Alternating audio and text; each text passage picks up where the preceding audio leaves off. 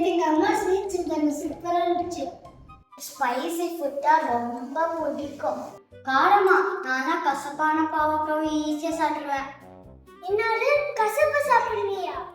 இன்னைக்கு தான் எங்க அம்மா அறுசுவை பத்தி கிளாஸ் எடுத்தாங்க.